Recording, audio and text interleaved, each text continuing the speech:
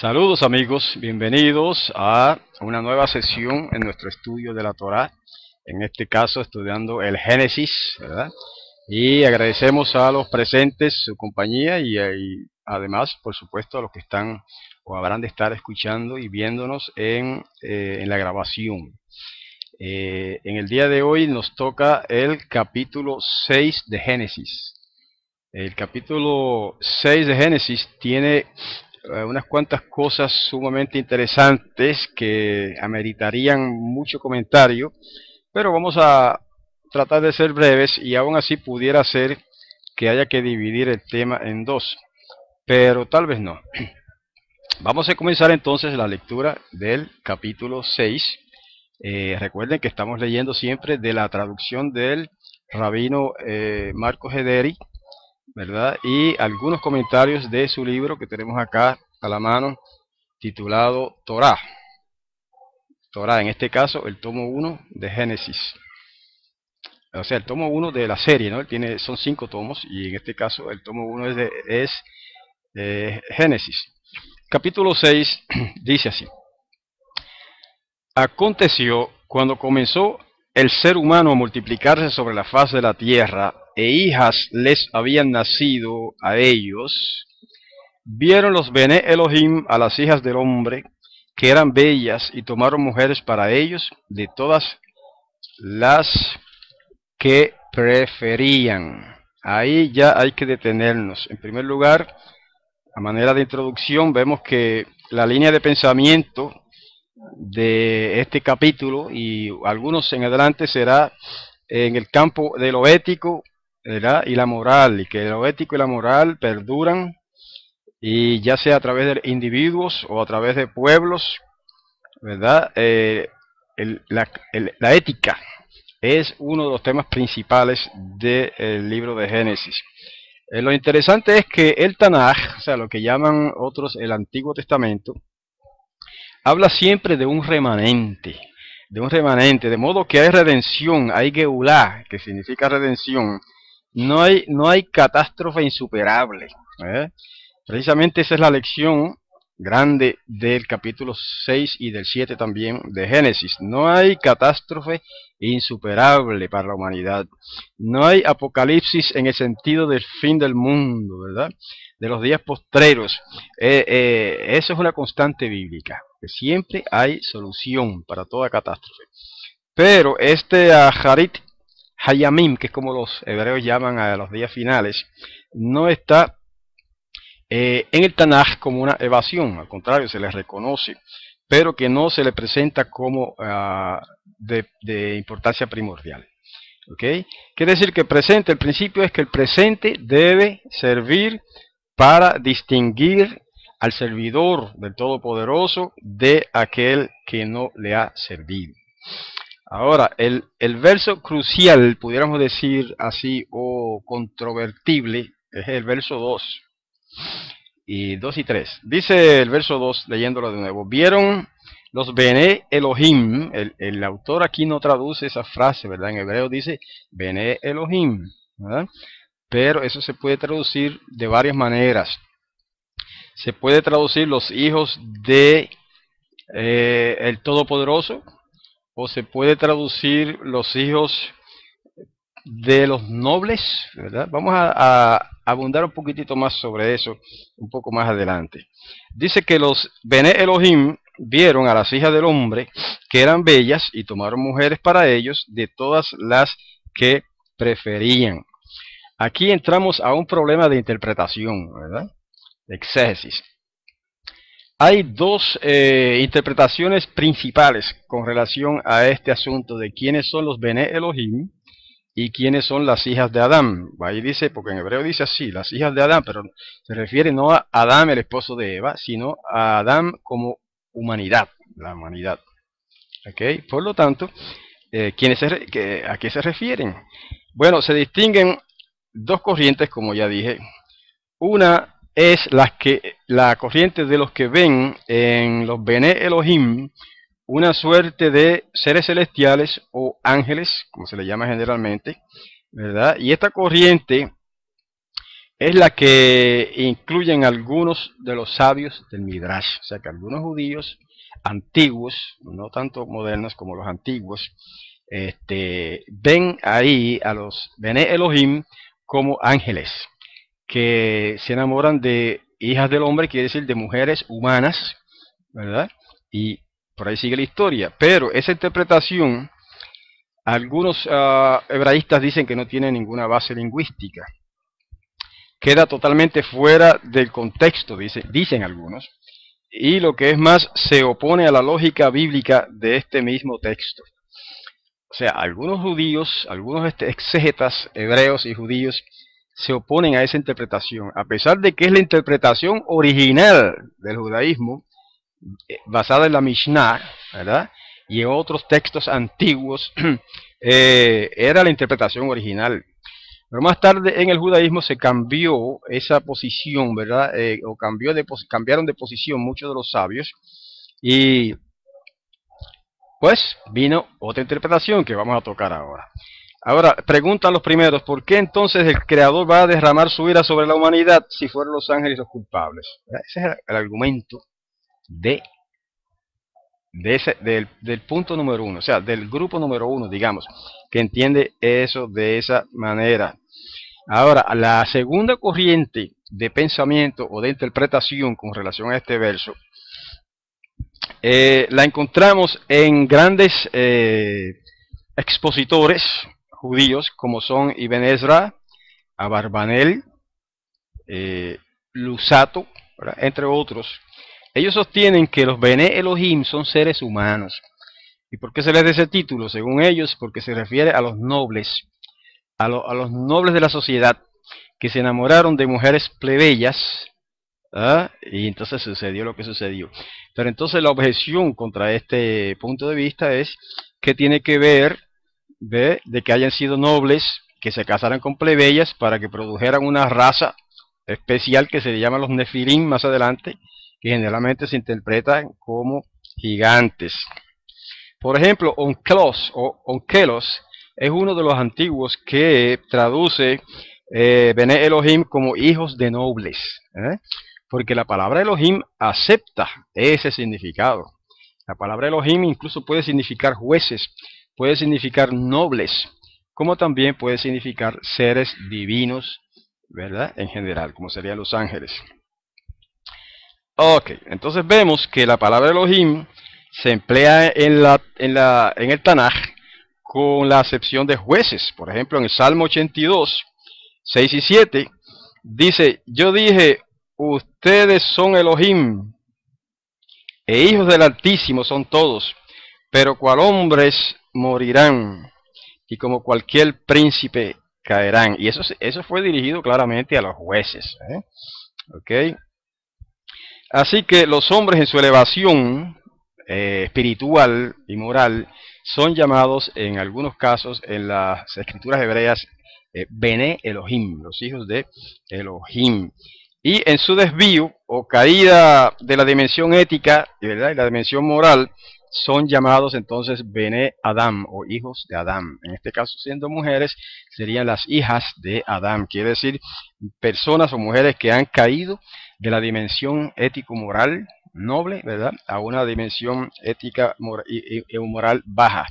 ¿Ve? Y entonces ahí está la discusión todavía entre incluso exégetas judíos. O sea, hay las dos interpretaciones. Quiero acotar que según la enciclopedia judía, que se llama en inglés jewishencyclopedia.com, usted la puede conseguir en internet por ese nombre. Según esa enciclopedia judía, la interpretación más antigua, digamos la original en el judaísmo, es la interpretación de que estos Bene Elohim se refiere a ángeles que, pues, que abandonaron su morada celestial y cometieron ese acto, ¿verdad?, de allegarse a mujeres, e incluso, pues, obviamente materializándose, y entonces produjeron una raza de personas especiales. Ahora, les voy a decir algo. Los escritos nazarenos, lo que llaman el Nuevo Testamento, sorprendentemente, apoya la primera teoría, la primera interpretación. Le voy a decir por qué. Vamos allá. Vamos ahora a buscar dos pasajes escriturales del así llamado Nuevo Testamento, para que ustedes vean que al menos en la mente de estos dos escritores que voy a citar, que son Judas y Pedro, es obvio que en la mente de ellos está la primera interpretación, o sea, la interpretación de que esos Bene Elohim fueron ángeles que abandonaron su morada celestial, ¿verdad? Se materializaron como hombres, se casaron con mujeres según su elección y produjeron una raza de hombres grandes que el Génesis lo llama los Nefilim. Vamos a leer esos pasajes. Aquí tenemos Judas capítulo 1. Ok.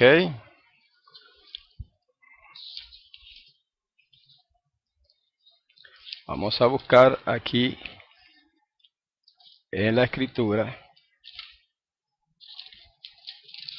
librito tan pequeño que es un poco hasta difícil de encontrar, en estas Biblias con páginas tan finas. Ok, Judas capítulo 1 y vamos a leer versos 6. Ok. Al 8 tal vez. Dice, y a los ángeles que no guardaron su dignidad, sino que abandonaron su propia morada, los ha guardado bajo oscuridad en prisiones eternas para el juicio del gran día, como Sodoma y Gomorra y las ciudades vecinas, las cuales de la misma manera que aquellos, habiendo fornicado e ido en pos de vicios contra naturaleza, fueron puestas por ejemplo, sufriendo el castigo del fuego eterno. Y el 8, no obstante, de la misma manera, también estos soñadores, ahora hablando de hombres modernos, mancillan la carne, rechazan la autoridad y blasfeman de las potestades superiores. Ajá, vamos a detenernos ahí. Le voy a explicar ahora por qué digo que este pasaje apoya la interpretación primera de que aquellos Bene Elohim fueron ángeles. En primer lugar, usted sabe que en la cristiandad se dice, bueno, y entre algunos círculos judíos también, de que los demonios, o especialmente el Satán, eran ángeles que fueron expulsados del cielo, ¿verdad? Porque se rebelaron contra la autoridad y una serie de cosas que se argumentan y fueron expulsados del cielo. ¿Okay? Y entonces de ahí es que tenemos demonios y Satanás y todo eso, ¿verdad? Fíjense cómo este pasaje contradice esa interpretación. Vamos a ver por qué. El verso 6 dice de Judas, y a los ángeles que no guardaron su dignidad, sino que abandonaron su propia morada. Hermanos, hay que aprender a leer las escrituras por lo que dicen y no por lo que uno se imagina que dicen. Aquí dice claramente que no dice que aquellos ángeles fueron expulsados del cielo, no dice que fueron botados del cielo, por el contrario, dice que ellos abandonaron su propia morada. Eso es un acto voluntario. El ser expulsado de un sitio es un acto involuntario, obviamente, de parte del expulsado. Pero el acto de abandonar un lugar es un acto voluntario de parte de la persona que abandona el lugar, obviamente, ¿verdad? Entonces vemos que en este pasaje dice que hubo un número de ángeles, aquí no dice cuántos, obviamente, que no guardaron su dignidad. Eso quiere decir que se rebajaron en su dignidad ellos mismos y que abandonaron su propia morada. Ahí está. Lo mismo que decía el Génesis. Estos ángeles, viendo a estas mujeres hermosas, abandonaron su dignidad original y abandonaron su morada celestial y vinieron a la tierra. En otras palabras, aunque aquí no lo diga, pero por lo que dice Génesis, se materializaron como hombres. Ahora miren otros detalles que aportan a esta interpretación. Dice que a raíz de eso, a raíz de que estos ángeles abandonaron su morada, dice que los ha guardado, obviamente Yahweh, los ha guardado bajo oscuridad, en prisiones eternas. Esos son los demonios, para el juicio del gran día. Y fíjense cómo el próximo verso aporta a la idea de que aquellos ángeles cometieron fornicación. Dice, como Sodoma y Gomorra y las ciudades vecinas, las cuales de la misma manera que aquellos, ¿quiénes son aquellos? Los ángeles. ¿Ah? Lea los versos en su contexto. Y usted verá, primero en el verso 6 está hablando de los ángeles que abandonaron su morada. Y ahora dice en el 7, como Sodoma y Gomorra y las ciudades vecinas, las cuales de la misma manera que aquellos, o sea, que esos ángeles de los cuales se habló en el verso 6, habiendo fornicado e ido en pos de vicios contra la naturaleza, esto se refiere más bien a los de Sodoma y Gomorra, fueron puestas, por ejemplo, sufriendo el castigo eterno. Ok. Interesante. Entonces aquí hace un paralelo, ¿verdad? Una comparación entre lo que sucedió con aquellos ángeles que menciona en el verso 6, y lo que sucedió con los habitantes de Sodoma y Gomorra. Y dice que ambos, de la misma manera que los de Sodoma y Gomorra, de la misma manera que aquellos ángeles, cometieron fornicación. Entonces quiere decir que obviamente ese pasaje apoya la idea, la interpretación judía original de que aquellos ángeles mencionados en el capítulo 6 de Génesis, eso fue lo que hicieron. Cometieron fornicación al materializarse como hombres y tomar mujeres, ¿verdad?, entre las que ellos quisieron, y como secuela o consecuencia se produjo esa cierta raza de hombres grandes, los llamados los Nefilim. Pero hay otro pasaje que tenemos acá mencionado en segunda de Pedro. Ok, vamos allá, segunda de Pedro 2, segunda de Pedro capítulo 2, y vamos a leer del verso 4 al 6. Fíjense como dice Pedro, porque si Elohim, o Dios, como dicen, ¿verdad?, las Biblias tradicionales, porque si Elohim no perdonó a los ángeles que pecaron, sino que arrojándolos al infierno, el infierno es una traducción bárbaramente equivocada, errónea totalmente. En el griego dice tártaros, y tártaro no tiene nada que ver con infierno, al contrario, el tártaro es un lugar de oscuridad, como también decía Judas, que fueron puestos en prisiones de oscuridad. ¿Se acuerdan? El texto que acabamos de leer. Así que vamos a leerlo correctamente. Sino que arrojándolos al tártaro, los entregó a prisiones de oscuridad. Bueno, si aquí mismo lo dice. Es totalmente contradictorio decir que fueron echados al infierno, cuando el infierno es un lugar de fuego, y que fueron entregados a prisiones de oscuridad. Son dos conceptos introductorios. Es que la palabra infierno aquí es una traducción totalmente errónea, porque el griego lo que dice es tártaros, y el tártaros es un concepto griego de eso, de un lugar oscuro, de oscuridad. ¿Okay? Y dice, para ser reservados al juicio.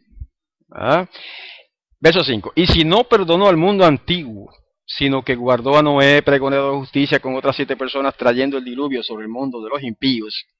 Y si condenó por destrucción a las ciudades de Sodoma y de Gomorra, otra vez menciona estas ciudades, reduciéndolas a cenizas y poniéndolas de ejemplo a los que habían de vivir impíamente, y libró al justo Lot, abrumado por la nefanda conducta de los malvados, etcétera, etcétera. Y más abajo dice, sabe Yahweh librar de tentación a los piadosos, y mayormente a aquellos que siguiendo la carne andan en concupiscencia.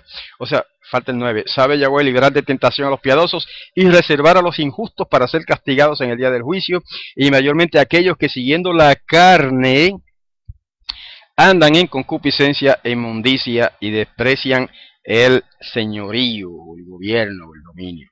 Otra vez se relaciona en ese pasaje que acabamos de citar a los ángeles y a los habitantes de Sodoma y de Gomorra.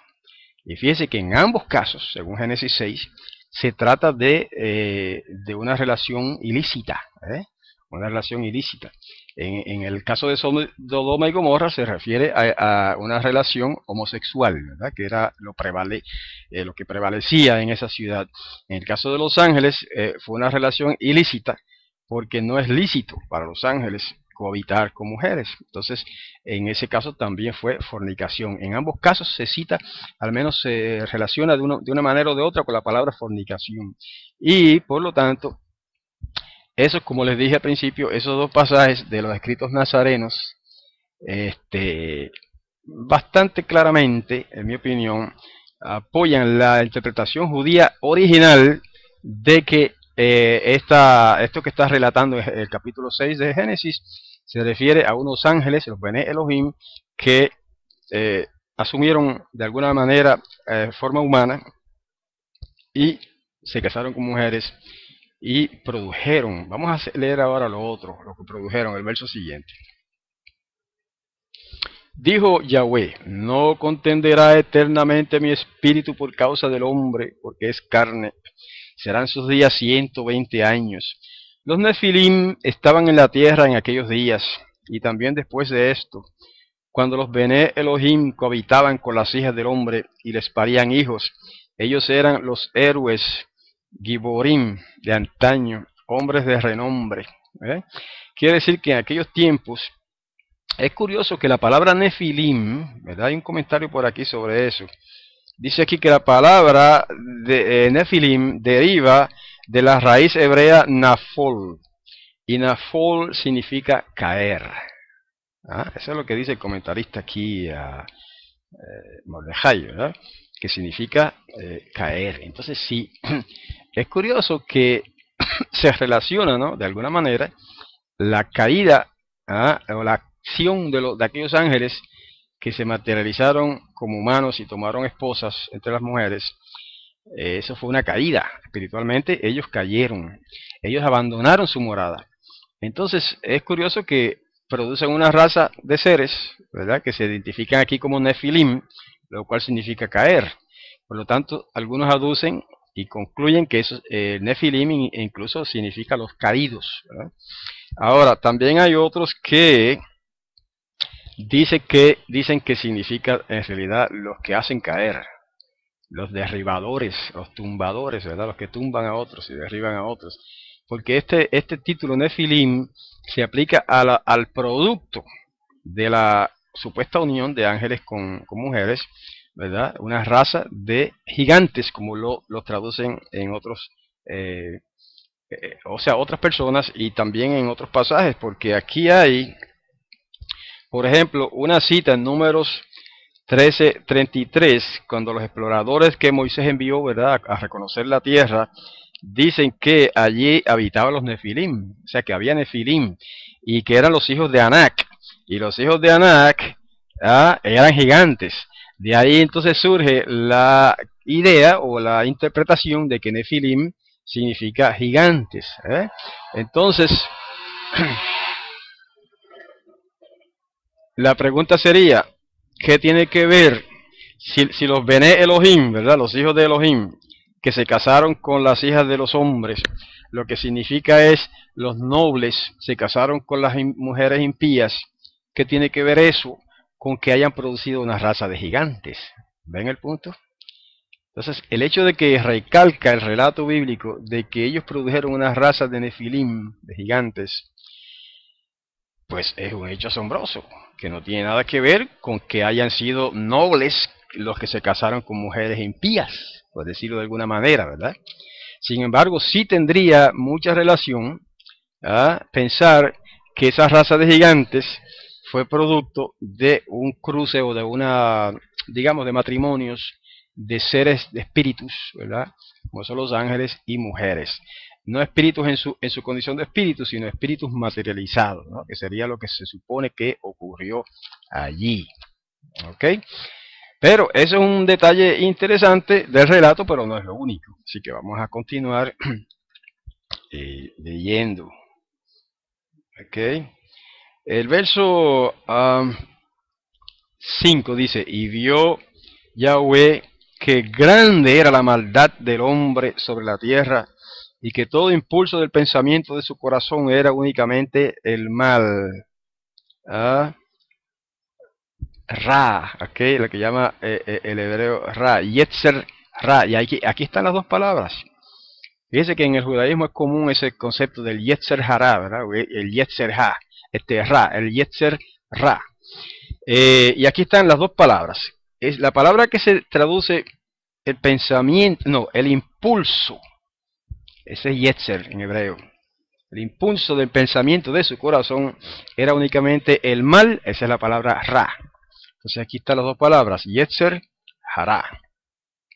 Ok, entonces dice que Yahweh, Adonai, vio que era tan grande la maldad del hombre, el impulso al mal, el Yetzer Ra, tan dominante y tan grande, que tomó una decisión importante aquí. Vamos a leer un poquito más adelante en el verso, aquí mismo, no vaya terminado el verso 5, dice todo el tiempo. Ahora va el verso 6.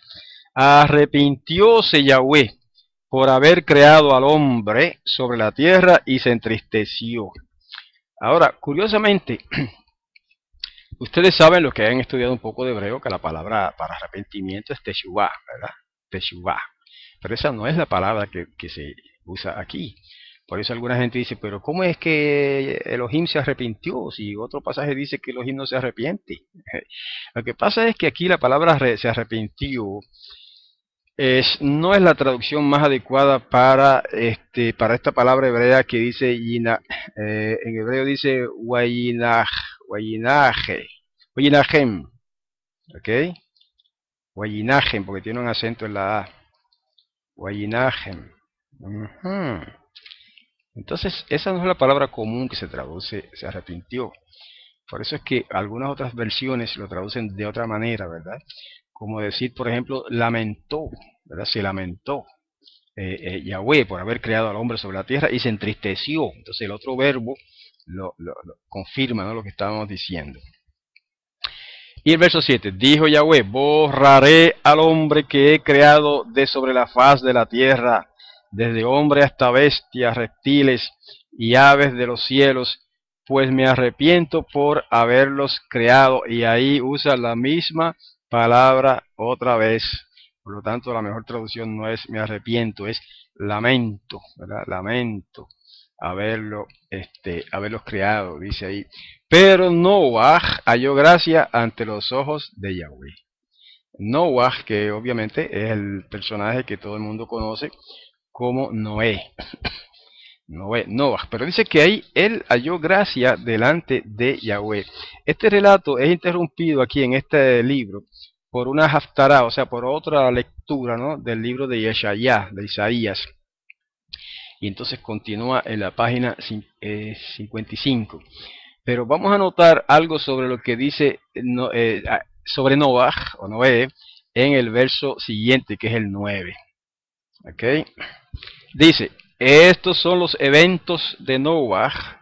Noah era hombre justo, íntegro. Había sido en sus generaciones. Con Elohim se encaminó Noah. Fíjense, ¿qué quiere decir? ¿Por qué ahí pone esa frase en sus generaciones? Okay. Este concepto es lo que los sabios judíos llaman el concepto de justicia relativa. Okay. Justicia relativa. O sea, que Noé era justo, sí, pero no era justo perfectamente, sino que era justo en relación con la generación en la que él vivió. O sea, que si hubiera vivido probablemente en otra generación, no habría sido considerado tan justo. Como dice aquí que era hombre justo, íntegro. Pero era justo e íntegro en relación con la generación que le tocó, en la que le tocó vivir. Una generación tan pervertida, tan corrompida, que Noah, aunque fuera un poquito justo, era mucho más justo que la generación impía. Por eso es que se llama una justicia relativa, y es relativa a la generación donde a uno le toque vivir. En este caso lo menciona, que había sido justo en sus generaciones. O sea, como dicen algunos sabios, en relación con sus generaciones. ¿Y cuál fue la diferencia entre Noah y los demás de sus generaciones? En la última parte del verso 9. Dice, con Elohim se encaminó Noah. ¿Okay?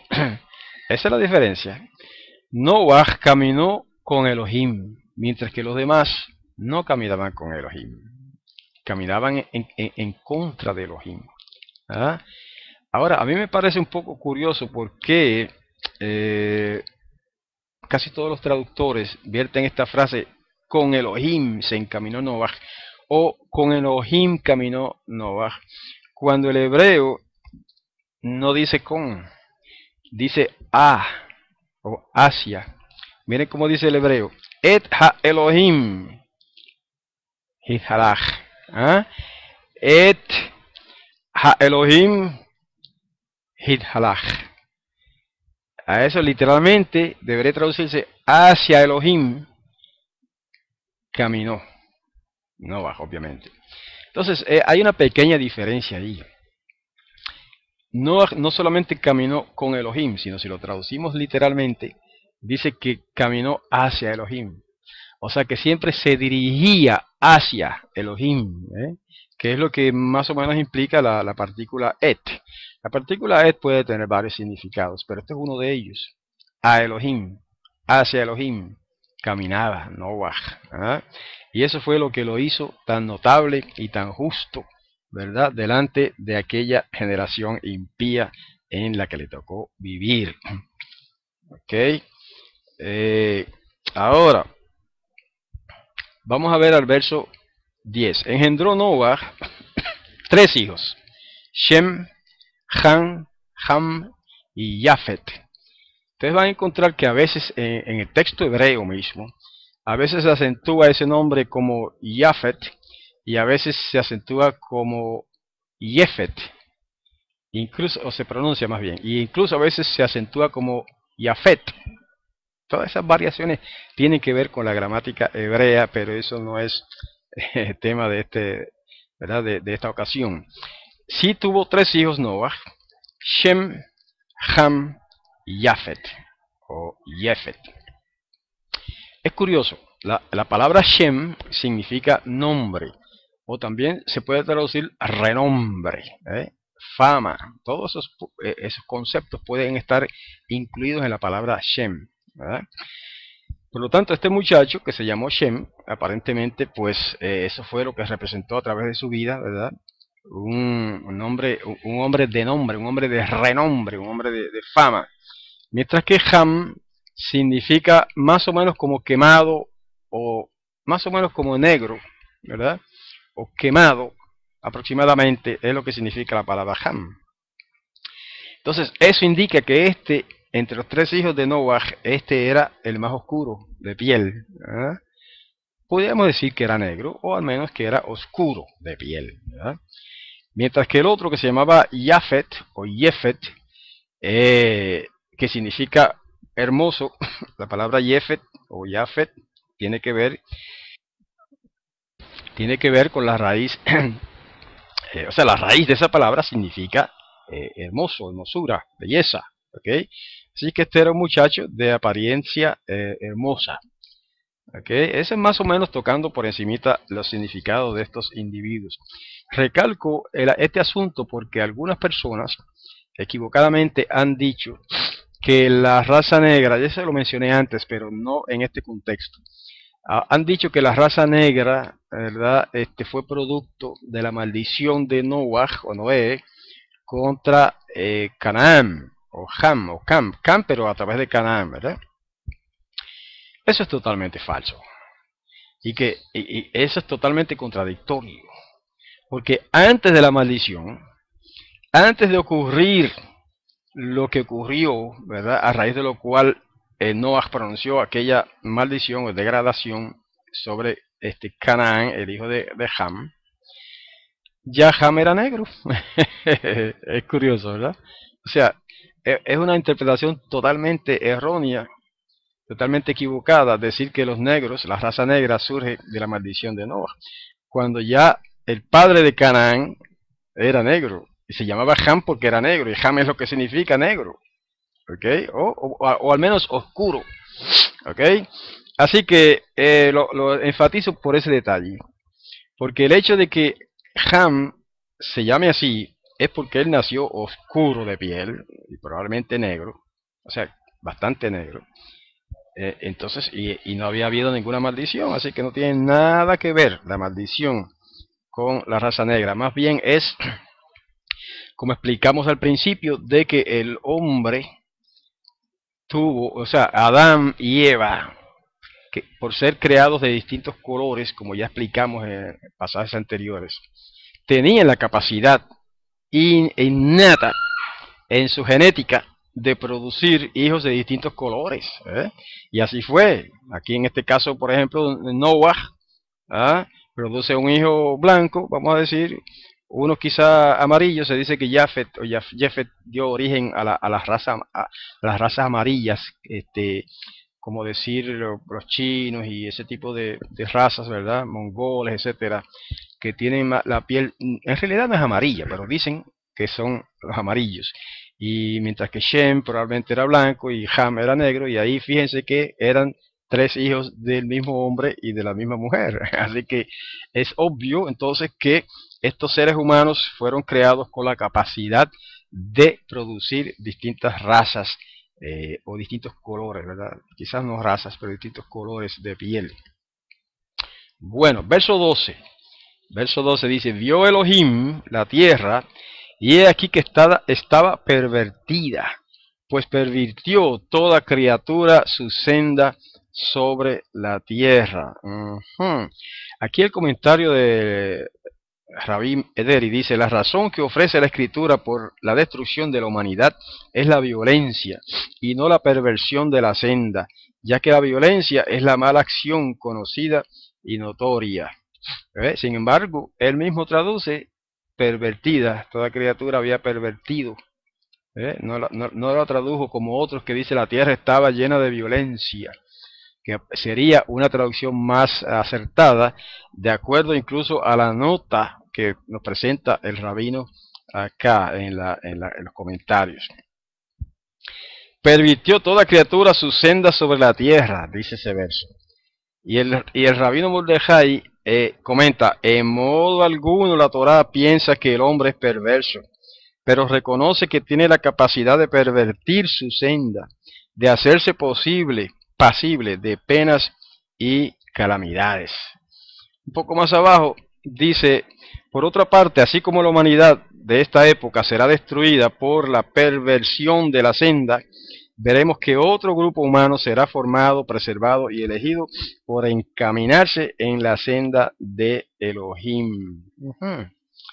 Ok, entonces esta generación de la que estamos leyendo fue destruida porque estaba llena de violencia, o según traduce aquí el rabino Mordejai, porque estaba totalmente pervertida. Toda criatura había pervertido su senda sobre la tierra. Y entonces yo pregunto, a manera de paréntesis, si no está de igual manera pervertida la generación en la que estamos viviendo. Cada uno de ustedes tendrá su respuesta, ¿verdad? Cada uno de nosotros podría elaborar una explicación, una respuesta, ¿verdad? Si está la humanidad actual tan pervertida, tan corrompida como estaba la humanidad en el tiempo de Noah. Hay quienes dicen que sí, que está igual de pervertida. Incluso hay quienes dicen que no, que está más pervertida. Hay más corrupción, dicen algunos, ahora que en el tiempo de Noah.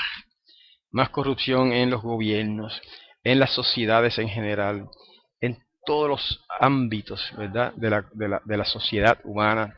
Dicen algunos que hay mayor corrupción que la que había en tiempos de Noah. Así que si de corrupción se trata, entonces este mundo está preparadito, más que preparado para otra destrucción masiva.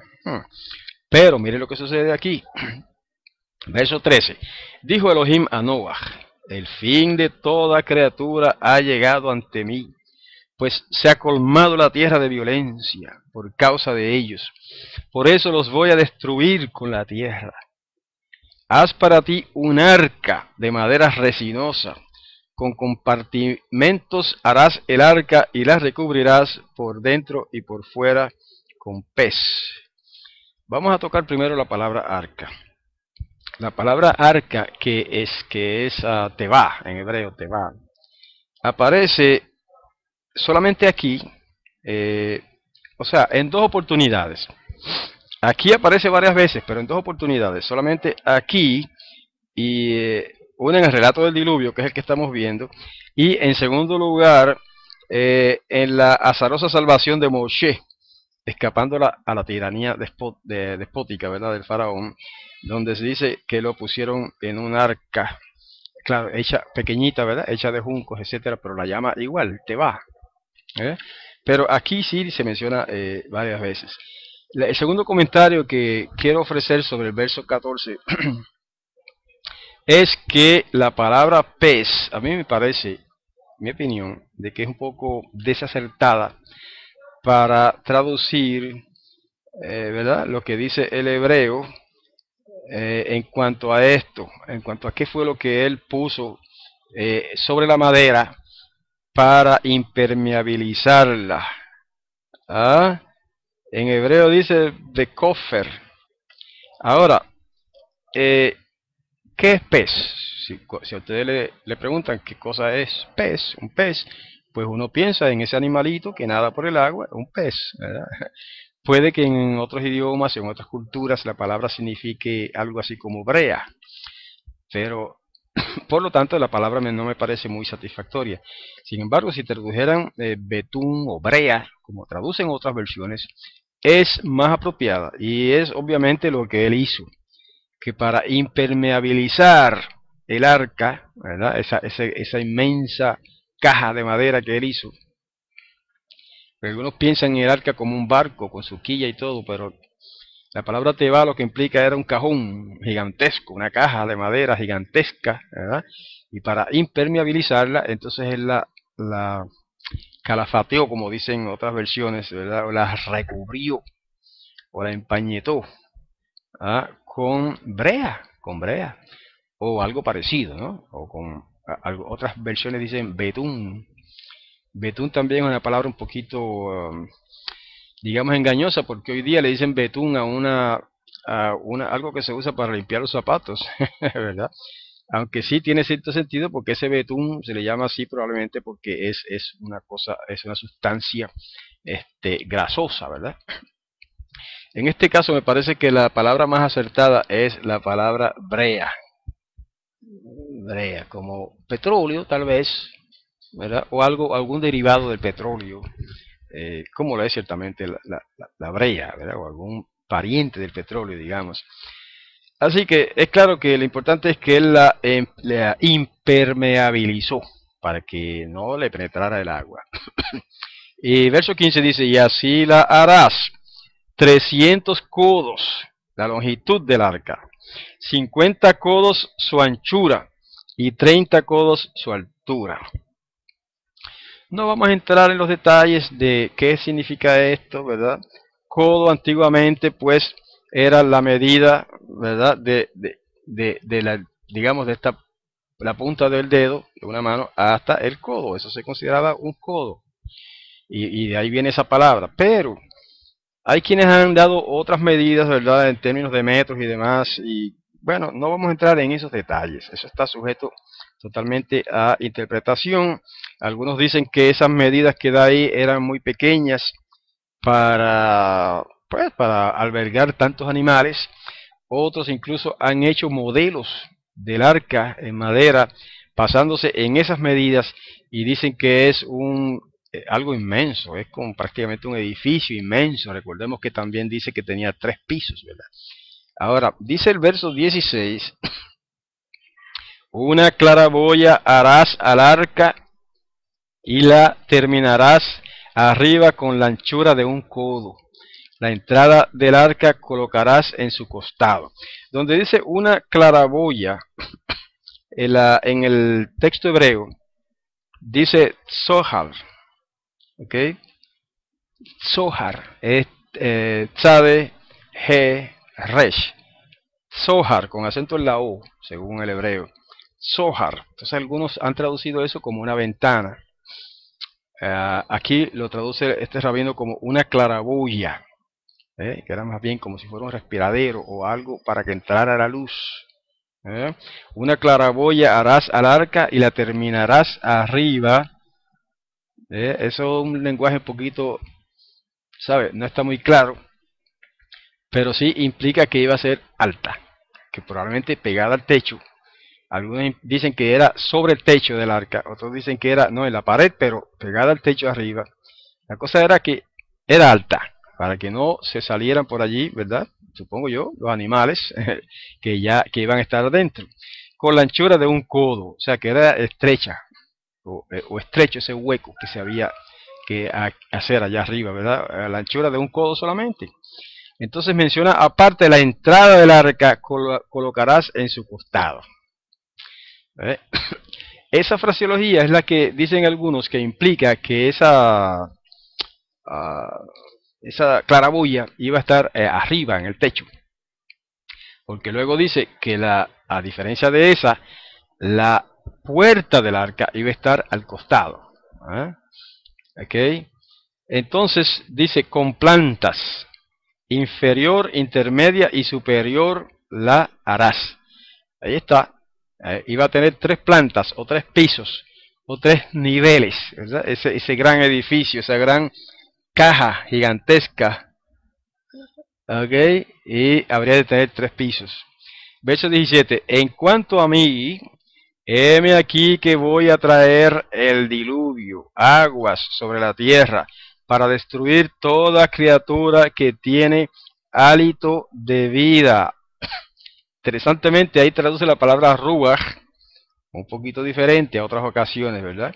En hebreo dice ruach hayim, ruach hayim.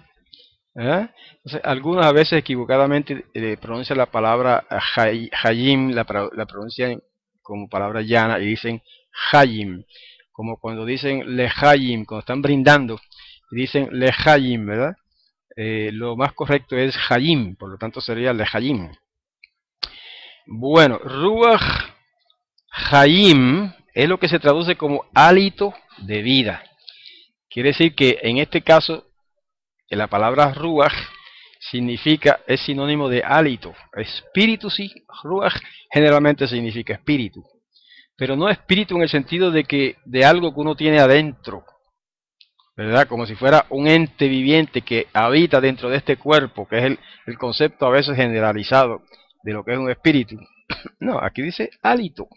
Es toda criatura que tiene hálito de vida, o sea, que respira o que tiene de alguna manera el poder de la vida.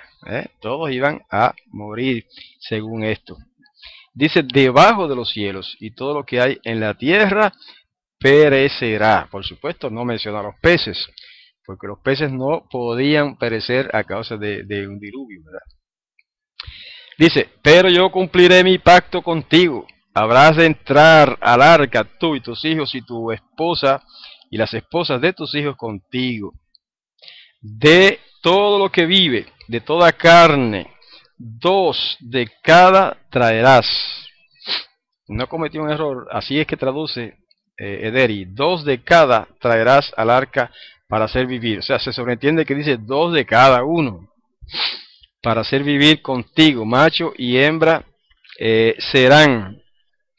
¿Okay? De las aves, quiero detenerme ahí un momentito para aclarar un detalle. Porque alguna gente me ha preguntado, pero ¿cómo hizo Noah para buscar y encontrar y traer a tantos centenares y centenares de seres pequeñitos, ¿verdad? La mayoría pequeñitos, y de los grandes, pues un buen número también, pero no necesariamente centenares. Pero de los demás, miles. ¿Cómo hizo para traerlos, encontrarlos, buscarlos, encontrarlos y traerlos? Mire, hermano, la respuesta está Bueno, me estaría adelantando un poco, pero no lo voy a mencionar solamente sin entrar en detalles. Y es que en el capítulo 7, que es el que vamos a estudiar próximamente, da la clave. El verso 9, capítulo 7, verso 9, dice que de dos en dos vinieron hasta Noah al arca, macho y hembra, conforme había ordenado Elohim a Noah. Así que ahí está la explicación, hermanos. No fue que Noé o Noah salió a buscar todos esos animales, los encontró de dos en dos y los trajo. No, ellos vinieron solitos. ¿Ve? Aunque aquí dice sí traerás, es verdad que el verso 19 del capítulo 6 dice traerás al arca, etcétera. ¿Ah? Pero también en el mismo verso 20 dice un poco de lo que le acabo de decir. Dice, dos de cada uno habrán de venir a ti para hacerlos vivir. Ahí está. Aunque primero dice traerás, después le dice que ellos van a venir. ¿Eh? Quiere decir que fue Elohim mismo quien los trajo, hermanos. O sea, fue el poder de Elohim lo que hizo que todos esos animales en pares, ¿verdad? Hasta ahora en este relato en pares, vinieran al arca. Noé no tuvo que hacer nada en términos de eso, ¿no? En términos de buscarlos. Ahora, Noé tenía que hacer algo, el verso 21, y tú tomarás de toda comida que sea para comer y te la acopiarás para que sea para ti y para ellos para sustento. Si le suena demasiado literal esta traducción, es que es así, es demasiado literal. En parte por eso me gusta, ¿verdad? Da el significado ahí literal de casi de cada palabra. Así que Noé tenía que hacer acopio. Eso sí fue una gran labor para Noah y sus hijos.